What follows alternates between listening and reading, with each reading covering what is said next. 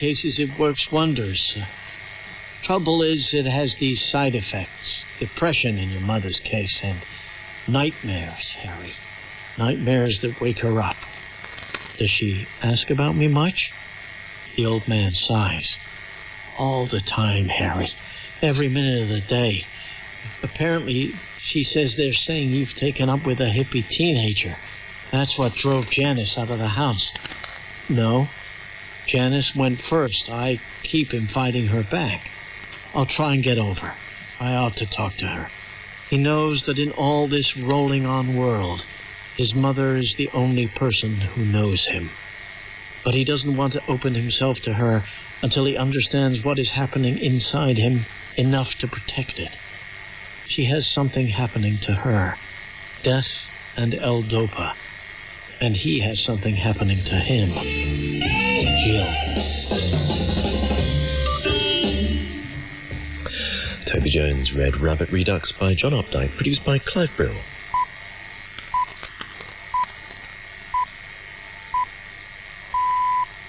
BBC News at 10 o'clock. This is Tom Sanders. Good evening. The Prime Minister has described how seriously ill he became with coronavirus, telling a Sunday newspaper how contingency plans were put in place in case he died. Thousands of jobs could be lost at the engineering giant Rolls-Royce as a result of the economic damage caused by the pandemic.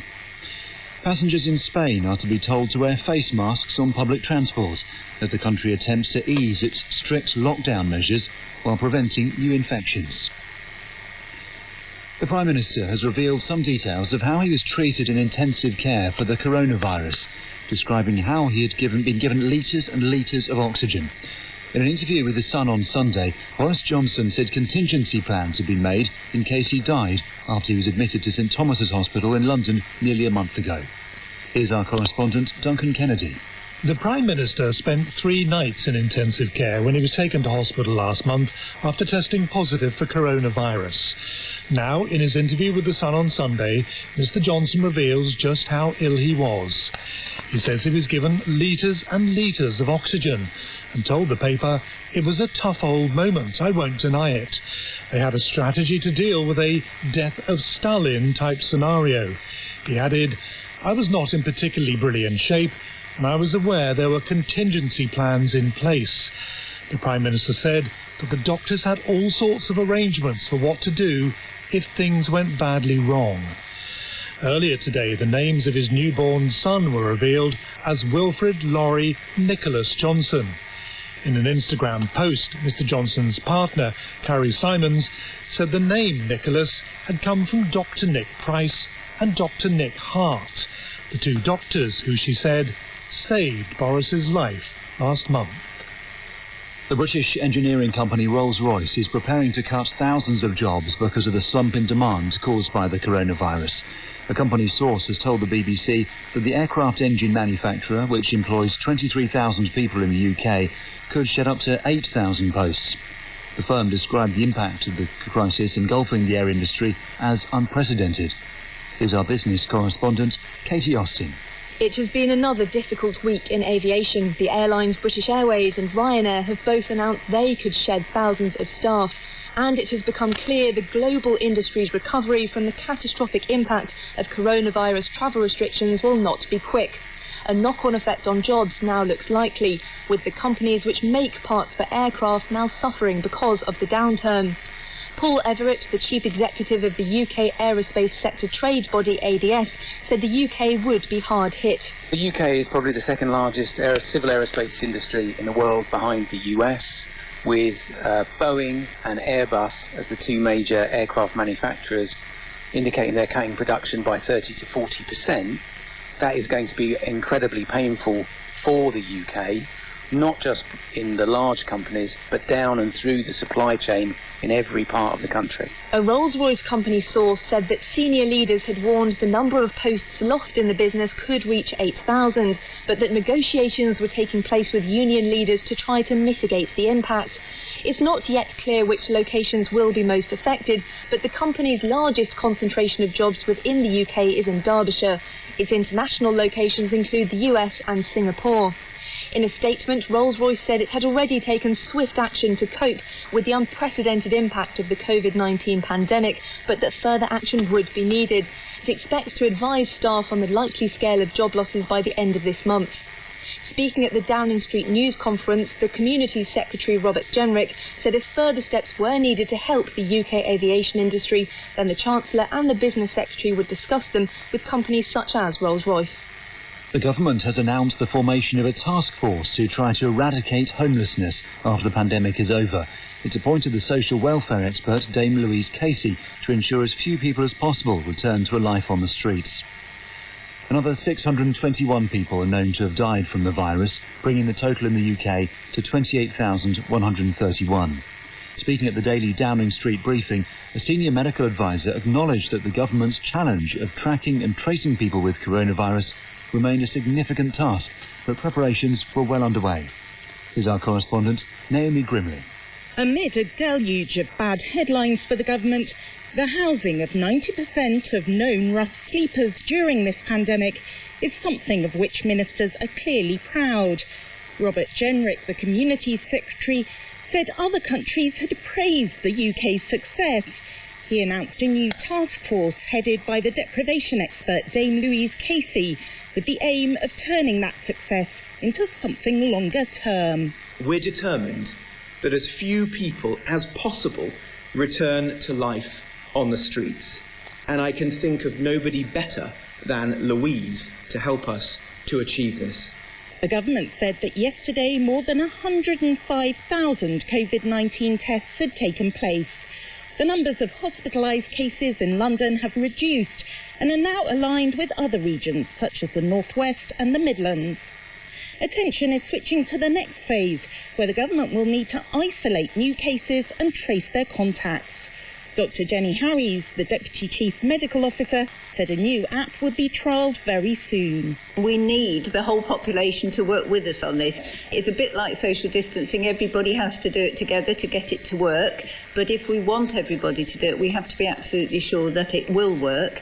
Clearly, to get this up and running at scale and effectively is another significant task, but lots of preparation underway.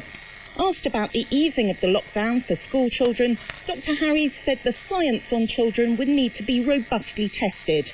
But she did say there was some evidence that junior school children were less susceptible to coronavirus and transmitted it less. The Prime Minister is due to make more announcements on lifting some restrictions next week. A senior official with Public Health England has given a robust defence of the way the government has been counting tests for coronavirus. The Health Secretary, Matt Hancock, announced yesterday that the target of 100,000 tests a day by the end of April had been achieved. But opposition parties have questioned why the figure included thousands of home testing kits which hadn't necessarily been used yet. Professor John Newton said the 40,000 which were sent out were only counted once. Around 80,000 were carried out in our laboratories within the programme on that day, and then there were another more than 40,000 that were dispatched. It's a big number, however you count it, and we don't want to get too hung up on the target. What really matters is we've got substantial capacity. What we need to do now is to decide how to use it best to really get on top of the virus. The Spanish Prime Minister Pedro Sanchez has said from Monday it'll be compulsory to wear masks on public transport after the country began easing its lockdown. 13 million masks are to be distributed across the country. Some restrictions have now been relaxed, allowing everyone to exercise outdoors for the first time since the middle of March. Our Europe correspondent Damien Grammaticus reports from the southeastern city of Valencia. Spain's confinement measures started to be lifted from 6 in the morning. At that point, adults were allowed out to exercise for the first time in 48 days. People were out in jogging gear, on their bikes, taking strolls through the avenues in Valencia. And in the central square, we found Montse on her bicycle, delighted to be in the sunshine. This is fantastic. It's amazing. That's the first time that I ride with my bike. It's a fresh air in your face and free, and I don't know how to explain. Then at 10 o'clock in the morning, adults had to go back indoors and the elderly, the over 70s, were allowed out. Spain is having this system of segregated timings to try to ensure those most vulnerable are not infected by others. And down at the beachfront, as the elderly were strolling along the sand, we found the police flying a drone to monitor what's going on.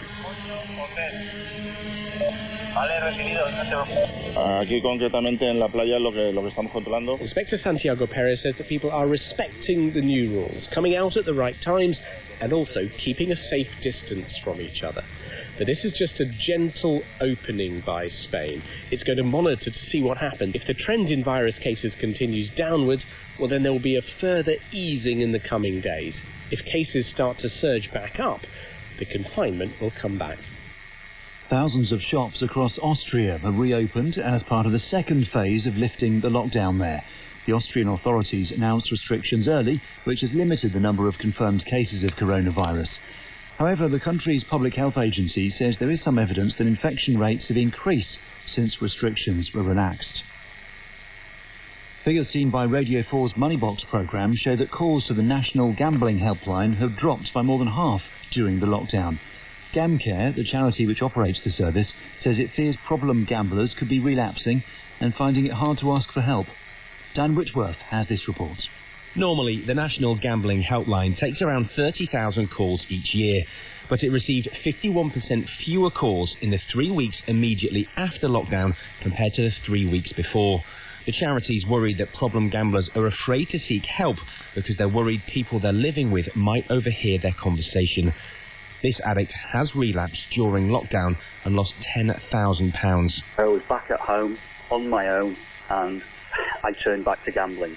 My mortgage is severely in arrears and I am petrified to go to a cash point because I don't know if I can get anything out of there. I'm petrified to go shopping because when I go to the counter in a supermarket, I'm thinking, is the card going to get declined? There are an estimated 340,000 problem gamblers in Britain and a further 2 million thought to be at risk. GamCare's advice for people who want to get help is to try to make contact using its online services or ring them outside of the home during permitted daily exercise so they can walk and talk. The National Trust has warned that it could lose £200 million this year because of the coronavirus lockdown. The charity says the loss of income means it's been forced to put on hold some environmental projects, such as cleaning rivers and flood prevention. It's asking the government to help struggling charities in the conservation sector to ensure Britain's economic recovery doesn't come at the expense of the environment. Lakshmi Gopal has more. The National Trust looks after nearly 250,000 hectares of countryside. That's an area roughly the size of Dorset. Like many charities, its funding has been hit hard by the coronavirus crisis. Its Director General, Hilary McGrady, says when its parks, gardens and estates closed to the public, the impact was immediate. We lost about 50% of our annual income literally overnight. And as a consequence of that, we have had to put a stop on virtually all of our projects. But just to be clear, we're not asking for government help for the National Trust. We're asking for government help for this sector. As well as financial support, the charity wants the government to think green in its plans to restore the economy. The National Trust argues economic recovery shouldn't just involve building roads and developing infrastructure, but also investing, for example, in renewable energy, sustainable transport and protecting green spaces. The government says it recognises the vital work done by conservation charities and is committed to working with the sector to understand the impact of coronavirus. 2 teenagers have been arrested on suspicion of the murder of an NHS worker in East London last Sunday night. David Gomo, who was 24, was attacked and fatally stabbed near his home in Newham just days before he'd been due to attend the funeral of his father, who died after contracting coronavirus. The Metropolitan Police have confirmed that a man aged 19 was arrested in Stratford in East London yesterday and that a 16-year-old youth was detained in Telford in Shropshire this morning. An 11-year-old boy is being treated in hospital after being shot in East London yesterday evening. The emergency services were called to a house in Upminster at about 9:30 and found the boy and another man with minor injuries. Several thousand people have been displaced by flooding in western Kenya, with homes and land submerged by rising water levels. Officials have recovered some of the bodies of a group of policemen who drowned in the Baringo area of the Rift Valley yesterday. Our Africa regional editor Will Ross has the details. The Kenyan police and military have continued to search for the missing officers. 6 of the 7 bodies have now been found the day after their vehicle was hit by a wall of floodwater as they were driving back to their camp in Baringo County. On the Kenyan coast, hundreds of families near Kilifi have rushed to higher ground after the river Sabaki burst its banks. People have been hurriedly dismantling their homes to rescue whatever they can. In western Kenya, houses that are normally hundreds of metres from Lake Victoria are now submerged. On the Ugandan side of the lake, thousands more have been forced from their homes because of the floods. The former England captain Bill Beaumont has been re-elected as the chairman of World Rugby. The 68-year-old will face big challenges during his second term of office, with several rugby unions on the brink of financial collapse because of the coronavirus pandemic. He's also pledged to set up an alternative to the Six Nations tournaments.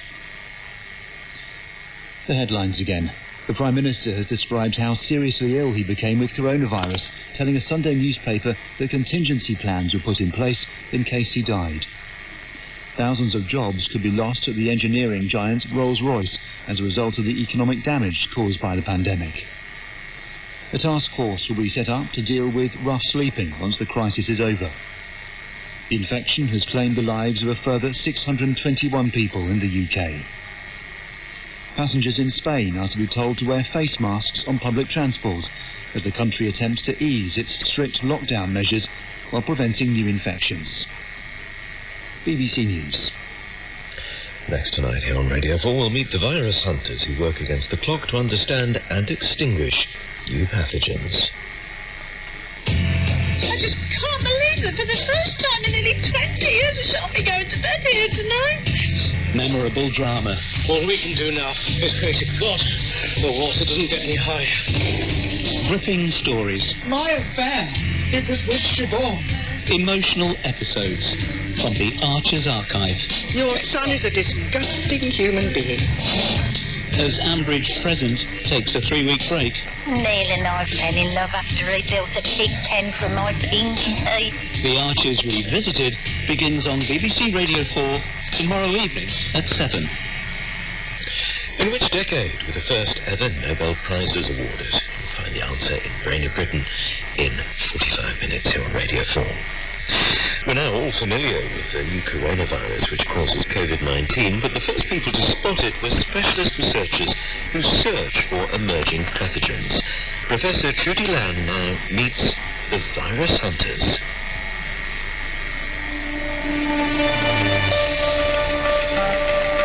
I'm going to introduce you to some remarkable individuals doing some remarkable research. The scientists who work in some of the world's most challenging settings, often putting themselves dangerously close to parasites that most of us would run to avoid. Virus hunters, the epidemiologists, the threat detectives, we've been going after these zoonotic diseases, these diseases of animals that come to humans for a long time. It's not just that they jump from animals to humans at the rate of 1 to 3 every year, it's that there are thousands of them who have not yet made that jump. The people identifying those jumps and helping prevent deadly consequences are working as virus hunters. For most diseases, their riddles are solved over decades. Now, in outbreaks such as COVID-19, we need to answer them all at once. I'm Trudy Lang, Professor of Global Health Research at the University of Oxford. I've been working in infectious diseases for over 25 years. I specialise in supporting more locally led research in developing countries where the greatest burdens from these diseases lie. Viral infections can cause high death rates, especially in the populations of the lowest incomes. Today, however, the entire world is caught up in the quest to combat the latest virus, which has crossed the species barrier into humans and is entirely new to us all. A situation which unfolded with startling speed, but was not necessarily a surprise. Let's just take the last 30 years. More than 50 novel viruses have leaped from animals to humans, causing human disease. If I just rattle off the names: Ebola, Marburg, Lassa fever, SARS, MERS, COVID, swine flu, bird flu, H1N1, H5N1, West Nile, Zika, dengue, chikungunya. If I just say those all at once, people's reaction is usually, oh my God. Larry Brilliant is chairman of a group called Ending Pandemics, among his many titles. He's an epidemiologist, technologist and philanthropist. He started out as a medical doctor and through some adventurous travels ended up working in India, where he became fascinated with tropical medicine and infectious diseases. I've worked on smallpox and polio and influenza, and same as most epidemiologists of my era. But smallpox, of course, is the one that is nearest and dearest to my heart. As odd as it seems to refer to pathogens affectionately, this is standard for infectious disease researchers. I did the same with malaria. Working closely with these diseases and experiencing the devastation they cause firsthand, you get to know them, and it makes you driven to try and wipe them out.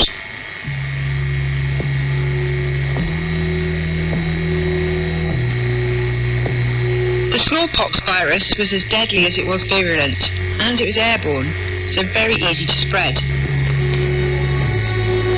The reason why Larry Brilliant felt so passionate about something so deadly, he was part of the team which hunted the virus to extinction in the late 1970s. I was just a kid. I joined WHO through a strange and wonderful set of circumstances. I was hired as the youngest person on the smallpox eradication team. They had to create a position low enough to hire me. I think I was hired because I could type, and that it was probably 3 or 4 months before anybody remembered that I was a doctor. And I spoke Hindi, and I knew my way around India pretty well. And I went to the villages of Uttar Pradesh with Bill Faggy, who is 6'8". When we went in there, they couldn't find any smallpox. Everybody was hiding smallpox. There was tremendous case suppression. And Bill said to me, "You speak Hindi, tell the head man, the tallest man in the world is here." And I did. And he said that, and all the kids came running, and saw many of them had smallpox. And I saw my first child die of smallpox, and I started crying. And I said some really incoherent things like, "Where's the ambulance? How do we get into the hospital?" And Bill basically held me and said, "Larry, there's no cure, there's no treatment. 1 out of 3 will die. The only thing we can do is eradicate it." And that's how I became an epidemiologist.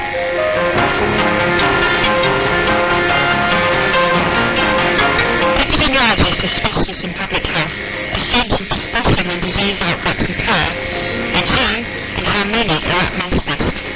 They are part of the scientific ecosystem, because how else are we to learn about virus itself, the symptoms it creates, and whether this varies in different people living in different settings. We then need to design vaccines, test therapies, and develop public health information campaigns to work with communities to stop transmission.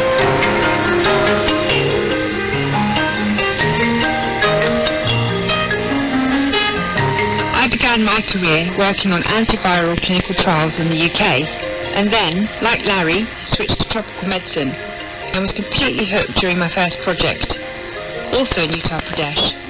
Here we were running a study on how worm infections limited the development of children. Seeing the devastation infectious diseases have in rural communities set my career in the direction it has taken ever since. Now, over 20 years later, I work with colleagues around the world to support locally led research into diseases of poverty.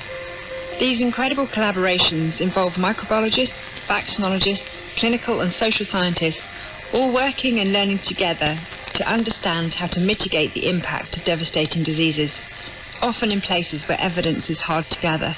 Probably one of the strangest events really was, I don't know if you sort of know anything about Sierra Leone, but the airport is in Freetown, and it's actually not in a very convenient place. You sort of fly into the airport, and then you have to take a boat into town, and then from there drive to wherever you're going. And so we ended up being in the middle of the country in Makeni, and from there we needed to go to Guinea. And rather than flying, we thought the best thing would be to go from Makeni over to the border and then walk across the border from Sierra Leone to Guinea. And it was a very strange situation, saying goodbye to our colleagues on the Sierra Leonean side and then walking into the Guinean side and then hoping that our team would be there to meet us. Those are the types of situations where you sort of think about how is it that you got to that point in your life. Tracy Goldstein is a professor of pathology, microbiology and immunology at the University of California, Davis, and an expert in the study of viruses in marine mammals. She's also one of the principal investigators for the PREDICT project. Their goal is to strengthen global capacity for detection and discovery of viruses with pandemic potential, ones that can move between animals and people. She was asked to travel to West Africa to investigate the spillback potential of the Ebola virus, whether it was travelling from human to animals. And she was quite relieved to find her team was on the other side of the border when she walked into Guinea. As her trek across country borders illustrated, the job covers a lot of ground. In the last 5 years, PREDICT has been active in 30 countries in Southeast Asia and West Africa, Central Africa. So I've been fortunate to visit almost all of them. I actually just bought a map that I'm going to be putting all the push pins of all the countries I've been to. I would say probably at least 30 in the last 10 years. Many of my colleagues working in infectious diseases are veterinary scientists. This meeting of animal and human medicine is essential for us to learn about crossover between animal and human health. Many drugs and vaccines developed for animals can also work in people. The treatments we use for worm infections, which we researched from all those years ago in India, were originally developed for animals and are still used in both. The fact that so many diseases cross from animals to humans is something which until recently often caused surprise.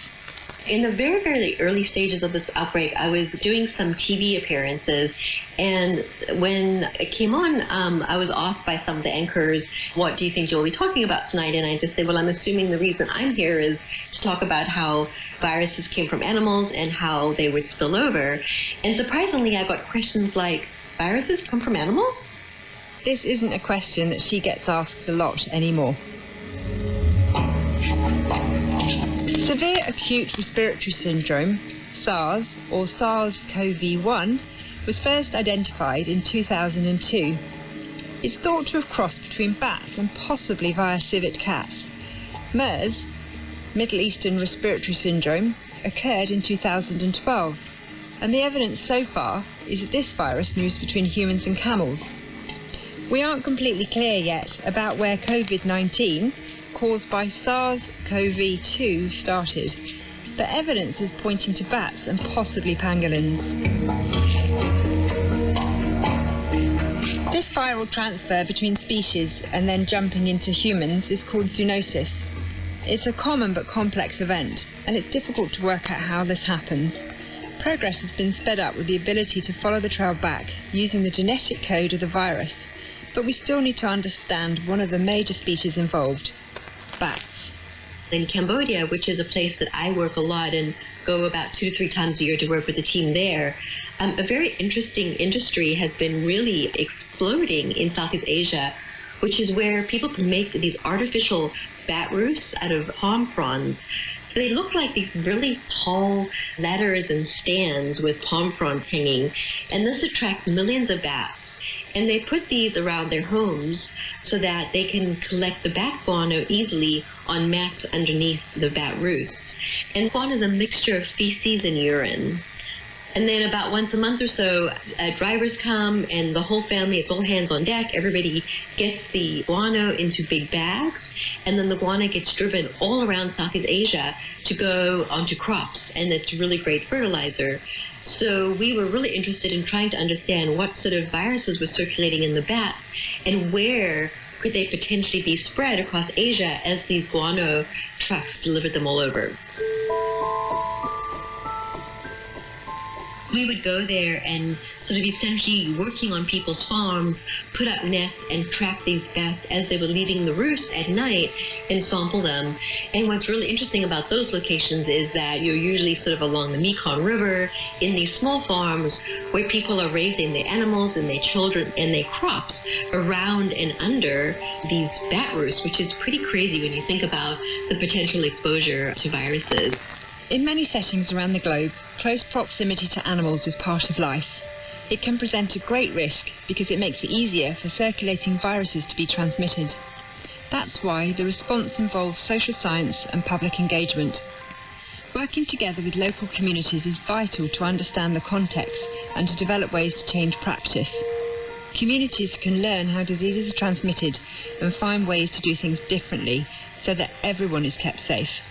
we do a ton of community engagement. And again, when I say we, it's our teams on the ground from those countries that know the people in the villages. And so many, many meetings going in, explaining what we're doing, why we're doing it, of course in local languages, showing photos of the type of work we'll be doing so that they can see how we'll be dressed, explain to them why we're going to be dressed that way. And that's all the way from the village elders to the chiefs to all the villagers. And when we do this, we usually bring the district medical officers and veterinary officers with us. Often the village children are very curious. They'll sort of come out and want to watch us doing our work from afar. And then the other important thing is to go back and report results, which is what we also do. And some of the things we've done as well is develop materials that we bring with us.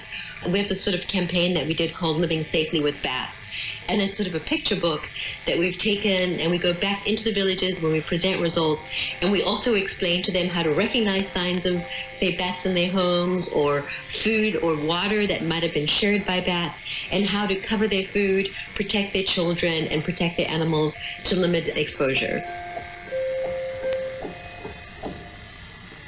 Virus hunting isn't limited to working with patients in the community.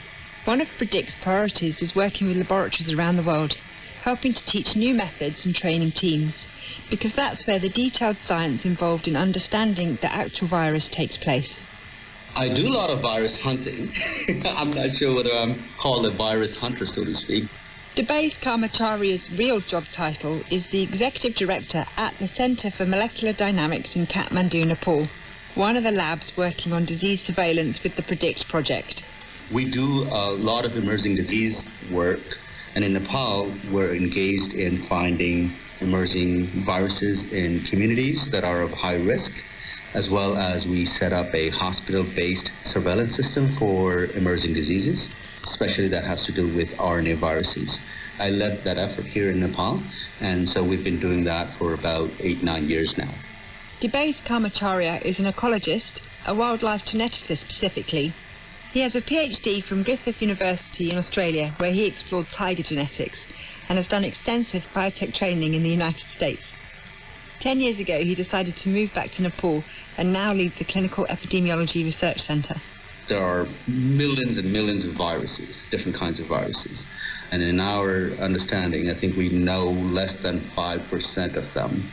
Just to give you some perspective, in our 8 years of research looking for RNA viruses of significant viral families, including coronaviruses, we discovered about 119 different viruses. Some of them were very unique and were found for the first time in Nepal. So in that context, I think we just know a very tiny bit of the viral diversity that's out there in the world. Researchers in his lab don't have to go that far. The scientists there are working to understand the local viral diversity which lives just outside their own doors. In one of our study sites in Nepal, what we did was we looked into these interfaces that are of high risk, including the urban wildlife interface. So the capital of Nepal, Kathmandu, has about 4 to 5 million people, and it's densely populated, and it also has wildlife intermingling with the human population. These are very high-risk sites for emerging diseases. So we have been studying these areas, and we have been sampling humans, animals, as well as environmental samples, trying to see what kind of viral diversities are there. So we screened, among other things, coronaviruses. And what we found was quite interesting, and this was before this COVID-19 outbreak started from Wuhan. We found coronaviruses in rats, in ducks, as well as in humans from the same area. So we were in the process of doing whole genome sequencing of these coronaviruses found in 3 different species in the same area.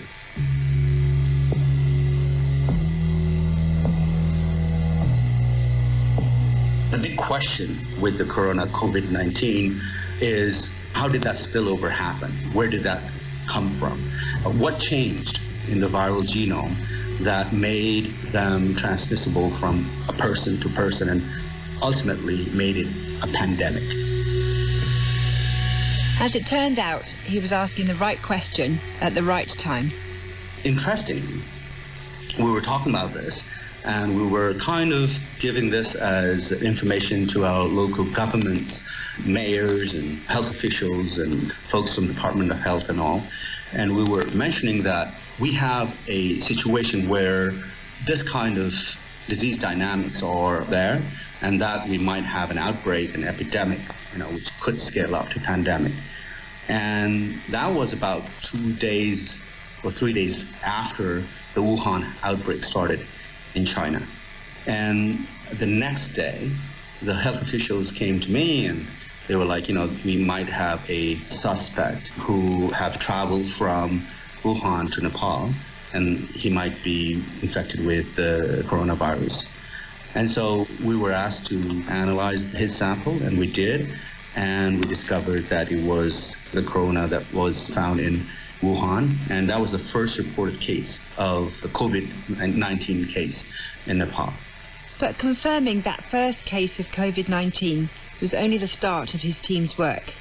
So from the detection part to the preparedness part for the healthcare workers, a lot of the doctors and nurses were not aware of PPE, personal protective equipment, that's required to deal with suspected cases. They didn't have it, and also they didn't know how to use it, and they were not trained for it. And so initially we had a stockpile of these PPE, so we basically gave it out to folks that were going to deal with the suspected case the most, like the government hospital, and also we have a CDC version. It's called the Department of Epidemiology and Disease Control, and also National Public Health Lab. So we gave a lot of these PPE out. We trained about 500 or more doctors and nurses and healthcare providers in terms of how to use this and that sort of thing. So that part of the basic preparedness for an outbreak or epidemic or even pandemic scale wasn't there in the country. And so initially I was involved a lot with that, and I'm still involved a lot in that. This global outbreak has taken most people by surprise, but it has long been clear to many scientists that a pandemic was bound to occur. It was just a question of when. The moment WHO says we've moved to Category 4, the world as we know it will stop. There'll be no airplanes flying. It's something epidemiologist Larry Brilliant has been warning about for years, like he did in his TED Talk in 2006 called My Wish, Help Me Stop a Pandemic. This has now been viewed more than 1 million times. Would you get in an airplane with 250 people you didn't know coughing and sneezing when you knew that some of them might carry a disease that could kill you, for which you had no antivirals or vaccine? The 2006 TED Talk that I gave was eerily similar to this outbreak, as was the movie we made, Contagion, that I was the science director for. The average person touches their face 3 to 5 times every waking minute. In between, we're touching doorknobs, water fountains, and each other. I find it rather surprising that the 2011 movie Contagion has become one of the go-to COVID-19 lockdown films. But it does a useful job in explaining the science behind what we're all experiencing now. As of last night, there were 32 cases. The heroes of the film are a varied group of all the scientists that are needed in fighting a deadly pathogen. Is there any way someone could weaponize the bird flu? Is that what we're looking at? Someone doesn't have to weaponize the bird flu. The birds are doing that. These fictional virus hunters were drawn in part from Larry Brilliant's personal experience. The great, wonderful heroes of smallpox, D.A. Henderson, Bill Foege, Nicole Grasset, Zdeno Ježek, Lev Kharkievich. These are some of the people that we portrayed in Contagion. We used some of these real-life people and modeled some of the characters, the epidemiologists, after these real people from the smallpox program and from CDC. And decades later, the results of that vaccination program remain. Smallpox is an eradicated disease. Larry Brilliant can still vividly remember the details of the world's last patient. Everybody remembers their first disease, their first outbreak, their first country, their first community, their first language that they learned, So for me, seeing the last case of smallpox in nature, in the world, a little girl named Rahima Banu in a village called Patuakhali in 1975, and standing in front of her and imagining that when her scabs fell off and they baked in the hot Bangladeshi sun and all the viruses that had been on her body died or killed, that ended an unbroken chain of transmission, at least going back to Pharaoh Ramses V, perhaps 10,000 years. But that's the most satisfying moment in my life. It's almost a mystical experience to be in the presence of the last case of arguably the worst disease in history.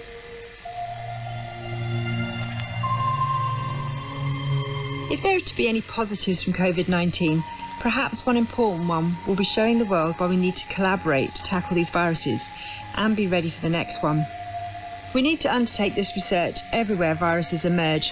Often this is within poorer nations with fragile health systems where the burden of disease will be greatest.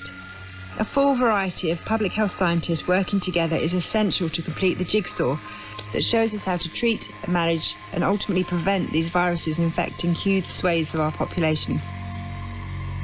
I started around 1980. Between 1980 and, say, 2002, when SARS emerged, it was pretty quiet. There was a group of really dedicated people that worked on a lot of animal coronaviruses and also mouse hepatitis, which is a model coronavirus. Professor Susan Weiss is a virologist at the University of Pennsylvania in America. Virologists are people that study viruses. Some people go out and capture bats and look for viruses that are in them, but other people just study these mechanisms of how viruses replicate and spread, and that's the kind of stuff that I do. Professor Weiss became an expert on coronaviruses through a bit of happenstance. She was originally interested in bacteria, but the lab she applied to study in was full. I don't think people outside of our field knew very much about us or cared very much about us. Then in 2002, when SARS arose from animals in China, this became a very popular field, and lots of people came into the field to work on it. People that worked on HIV or flu or other viruses got really interested in coronaviruses, so they were hot for a while there, and then it really quieted down because that epidemic only lasted about 7 months. Until late last year, there were 6 coronaviruses which affected humans. SARS-CoV-2 is number 7. Of the original 6, 2 coronaviruses, SARS-CoV-1 and MERS, can be deadly, but the 4 others give us the common cold. We don't yet know why some coronaviruses cause more mild illness and others can prove fatal. That is the big question, and everybody asks that question. We know it in the sense that, for example, the cold viruses probably are more infecting the upper respiratory system, and the more lethal viruses are going to go right down into the lungs, and that's clearly bad for you, whereas if it stays up in your nose, it's a cold. So that's sort of on a very macro level, but if you actually looked at the sequences of all these viruses, you wouldn't be able to know, hey, that virus has a really lethal gene in it. It's not obvious from looking at the genomes or the genetic material of these viruses why one or another is more lethal. It's just the way they behave in a person or in an animal or even in a cell. So yeah, that's a really good mystery. Coronaviruses don't just infect humans. They can be found in all kinds of species, like chickens, pigs, dogs and cats. But where they are particularly interesting and potentially dangerous are in, yes, those intriguing bats. Around the time, probably between SARS and MERS, people realized that there were many, many, many coronaviruses in bats, that there are a huge number of species of bats and many, many viruses in bats. And the really curious finding, this is really fascinating, I think, that bats carry all these viruses that are potentially lethal for humans, not only coronaviruses, but viruses like Ebola, like Nipah and Hendra, really dangerous viruses that don't seem to make the bats very sick, although we don't really know what they do to the bats. So it's brought up this really interesting field of people trying to understand what's different about bat responses to viruses versus humans' responses to viruses. A key part of the collaborative response to the current pandemic is going to be a vaccination program. But where human coronaviruses are concerned, we would not immunize ourselves against the common cold. So does Susan Weiss think we'll be able to come up with vaccines for COVID-19? Well, maybe we didn't try so hard to find a cure for the common cold because it's the common cold. I mean, this virus obviously is so much more lethal that there's a lot more motivation to find a vaccine or antivirals. If we could find a good antiviral depending on the way it works for this virus, it would probably work on the cold viruses as well. So that if you could find an inhibitor of one of these proteins that's common to all coronaviruses, you'd have like a pan coronavirus antiviral, and it probably would work on OC43, the cold virus. So there's a lot of really interesting science that's kind of the silver lining of all of this. Although if I had my druthers, I'd make it all go away. I mean, it's just so horrible what's going on to people. But yeah, I guess inside of me there's just a little bit of saying, you know, why didn't we take this more seriously? Like, why didn't you take me more seriously? That kind of, yeah, that's there. Developing vaccines is challenging and costly. Large-scale trials are needed in varied populations to truly assess whether a vaccine works and, just as crucially, is safe. And then we'll need to manufacture the vaccine, which is complex and expensive. If the vaccine is to be used globally, which is surely what we need, we have to produce one that is practical, safe and affordable everywhere. Chances of success are likely to be greater if there is global leadership, coordination and a strategy to discover, manufacture and distribute a vaccine at scale. After all, this is a global pandemic, and so we need to work together for a global solution. There's some 100 projects underway around the world. Of course, most of those will probably not be successful, but right now what we're trying to do is look at some of the research and data that we'll start to get back very shortly to see if some of these vaccine candidates are showing some effectiveness. And yes, this will be one of the costliest medical endeavors ever. Jo Sorrell is Managing Director for Global Policy and Advocacy at the Bill and Melinda Gates Foundation, one of the biggest philanthropic organisations in global health. Much of my team's work is funded by the foundation. Bill Gates has announced that they are going to invest in several new vaccine manufacturing plants. This makes sense, as we don't yet know which of the many vaccine technologies will work, but we have to be able to manufacture for each viable candidate. We really need to start thinking early about the manufacturing and distribution. So probably right now, we need to start building manufacturing plants that are capable of creating the vaccine once developed. And this will take, on the order of billions of dollars to put together. Some of those manufacturing plants may be designed to produce vaccine that we don't end up using. So it's a huge risk for some countries, but it's probably a risk that's well worth taking. Even before a successful vaccine emerges, there needs to be careful and coordinated decisions on the immediate priority for vaccination. Global equity is vital. These discussions should ask whether we target healthcare workers and consider different risks in different stages of the outbreak. Vaccine deployment shouldn't be confined to the countries that make them or can afford to pay. That's going to present some real difficult challenges and, frankly, some ethical dilemmas. And that includes which population should be getting the vaccine first. Frontline health workers come to mind. People of an age where they're more vulnerable or if they have underlying health conditions obviously comes to mind. But, the tendency by some leaders will be to serve their domestic citizens first before allowing a vaccine to be delivered elsewhere. And we really have to come together as a global community to figure out, well before a vaccine is developed, how we're going to have an equitable and fair system of allocation.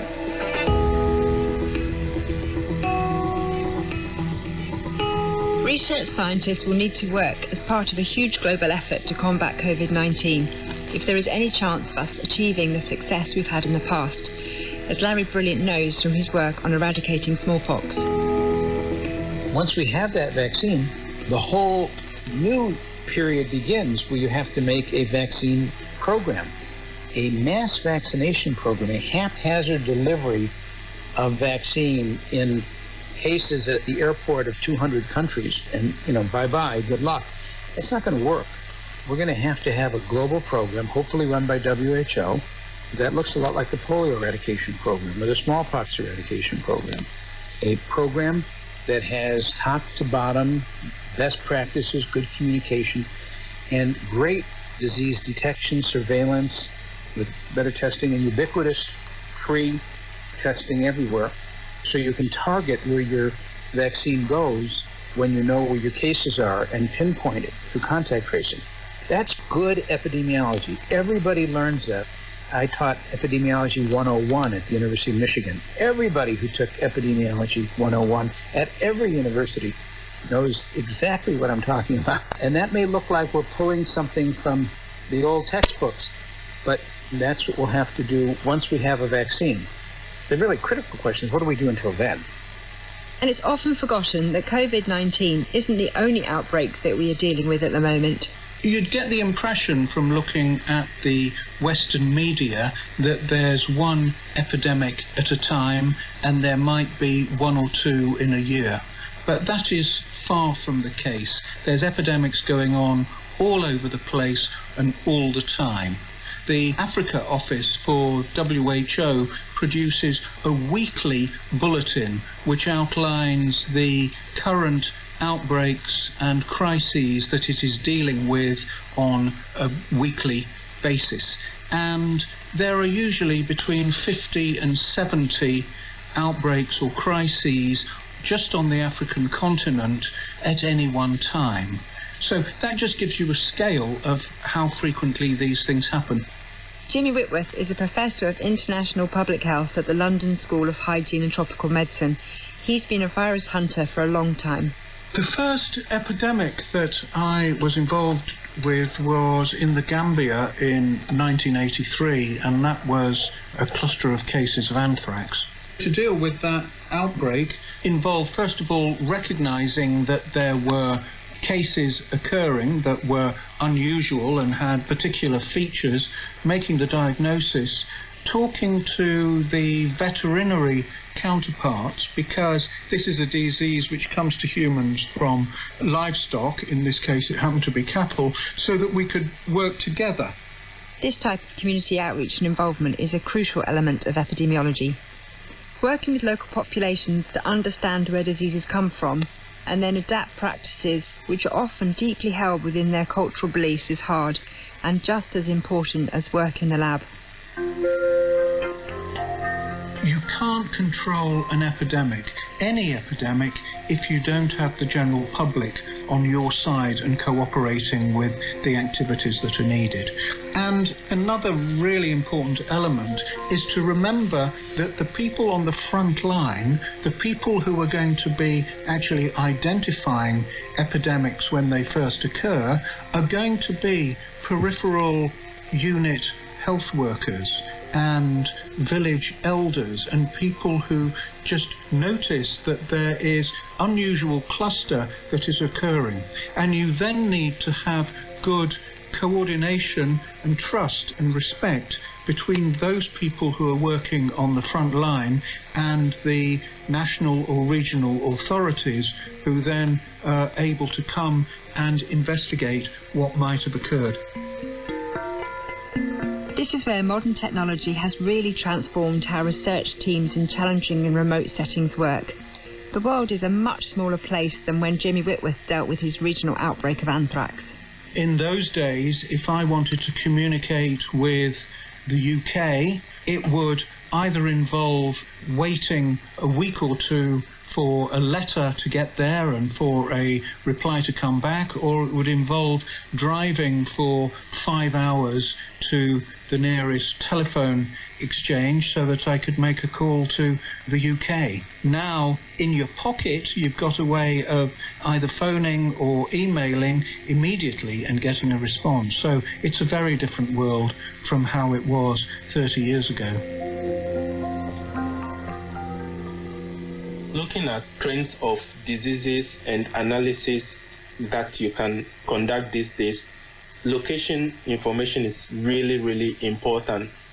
I'm Winfred Doche Bogbochi, a PhD student at the University of Southampton, previously a public health officer with the Ghana Health Service.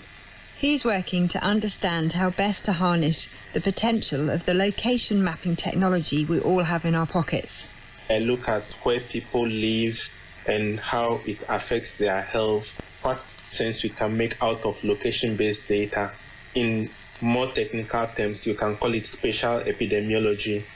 Spatial epidemiology is the theory behind many of the sophisticated and sometimes controversial contact tracing apps which track and isolate cases of COVID-19. Being able to utilise data like this is going to be a big part of the effort to slow transmission. In the absence of a vaccine, this is going to be a key tool used to prevent new infections as communities come out of lockdown. In Ghana, when the outbreak investigation team goes into the communities to do contact tracing, they have mobile handheld devices that they use to collect data, and as part of that they also collect the location of the cases and then the location of the suspects or the contacts.